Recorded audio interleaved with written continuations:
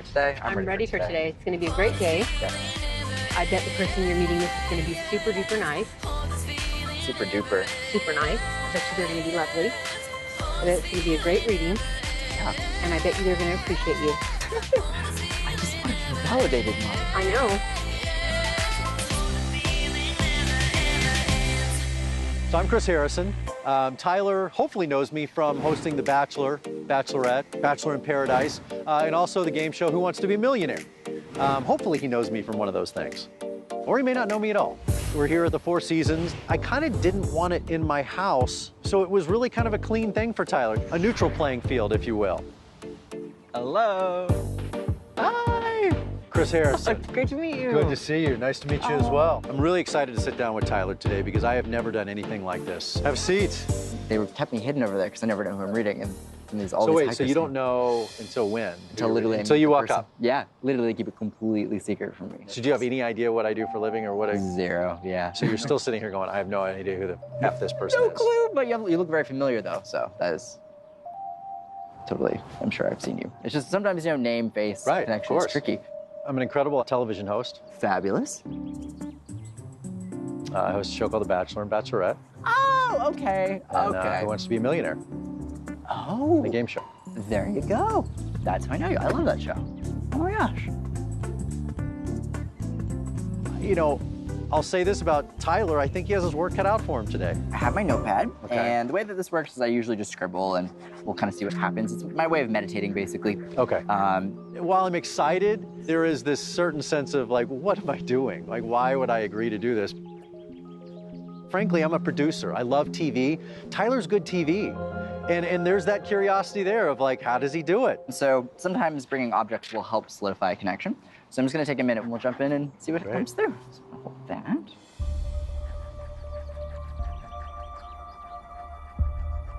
Because this book really is giving it for me, so give me one sec. As this is coming in, there's a lot going on with this. I'm going to try to figure this out. They're having me talk about this one situation where an individual would have passed away, and the only way I can really describe it is it feels like it wouldn't have been age appropriate. And so it's basically the feeling of like, yeah, I got to live some years, but my life was definitely cut short. You're referencing to a contemporary. It would be male. They're having me talk about the degree of how this would have happened. Point A to point B. Let's see.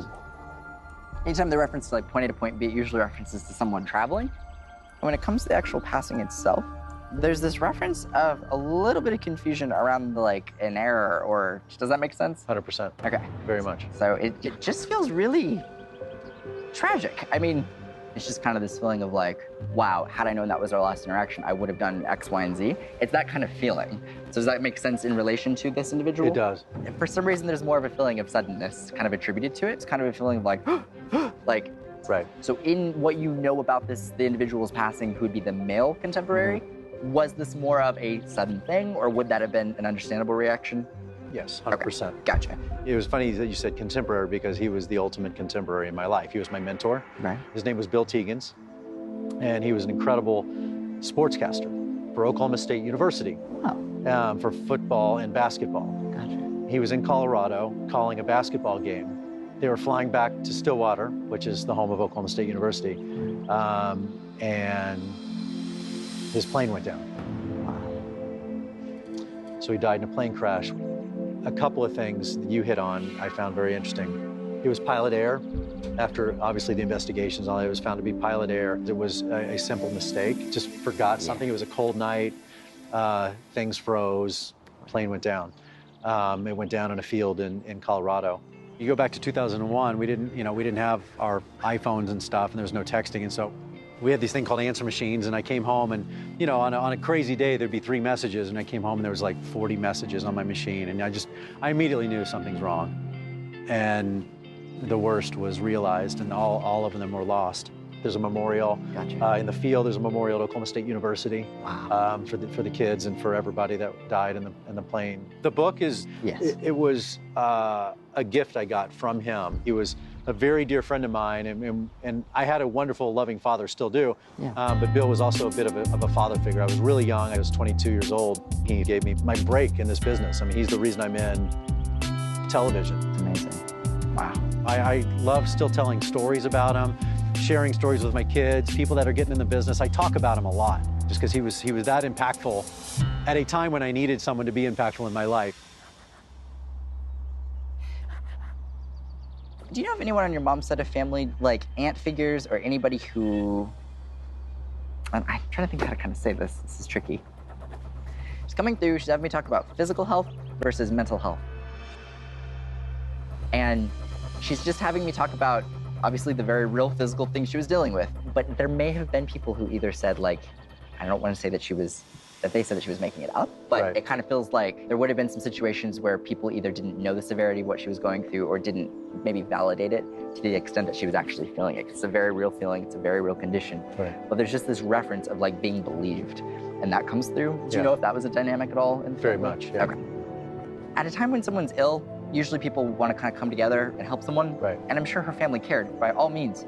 But there's some reference to this of like some people going away or stepping back. That I just feel like maybe some people might hold on to some guilt of being like, I wish I would have visited, wish I would have seen her. Because there's this feeling of kind of like distance in some way. Do you know anything about this? in Yeah, any capacity? it makes sense. So we're talking about my mom's sister. Her name was Joyce. And she was probably late 50s, 60s when she died. Still young. And she suffered from Crohn's disease her entire life, sick her entire life, all throughout her childhood, adulthood. And it wasn't one of those diseases that's always visual and always easy to see, but Right. which makes sense to what you were saying. Yeah, just being believed. So I think there was guilt. It's probably, guilt in the family, Yeah. I'm sure, that people that maybe didn't pay as much attention or didn't come as much as they should have or could have. And I know it was weighed heavily on my mom. Obviously, it's her sister. Yeah. But basically took care of her in her days. But it was a lot. It was a lot. It took over my mom's life for quite some time. Wow, I can't even imagine. There's just a deep sense of appreciation for the people who stuck around and an understanding for the people who weren't able to emotionally deal with it. And there's just a very strong sense of peace around that. And so considering your mom was there for her for such a long period of time, she came through to just let her know as well that Yeah. she's okay and that she appreciates what she did for her. And that might be the message in and of itself. So That would be enough. Just the fact that she came through. Yeah. Definitely. I was a little surprised that my Aunt Joyce came through so strongly today because I didn't bring a picture and anything. Sure. Does that mean something? I think it's just a testament to the connection that she has to your mom and probably to the entire family. And sometimes when people come to these sessions, these loved ones come through for them, and other times they come through for other family members. And I had no objects, no pictures, nothing about my aunt, but he drew into what happened. It was incredible. And I want my mom to watch this because I think it'll be very profound and meaningful for her. Tyler, that was great. Oh, it's Thank so you good so to much. meet you, of course. Really a pleasure. Oh, absolutely. Thanks for the time. You know it. The energy. He's somebody I think I'll keep in touch with and just see how he's doing and help him along the way. Are you exhausted after these things? You know, it's both exhausting and invigorating. Yeah. It's kind of hard to explain. I would but- just think you would go home and just... It's like he is seeing parts of this crazy dramatic movie and he never gets to see the end and he doesn't even know who the lead character is. And I'm like, how do you not want to know? We'll bring you into the mansion sometime. Yes, if you ever need me, I'm on speed dial. Thanks, Tyler. Take care, bud. Thank you, bye. But he doesn't want to know that. There's something very sweet and genuine about that.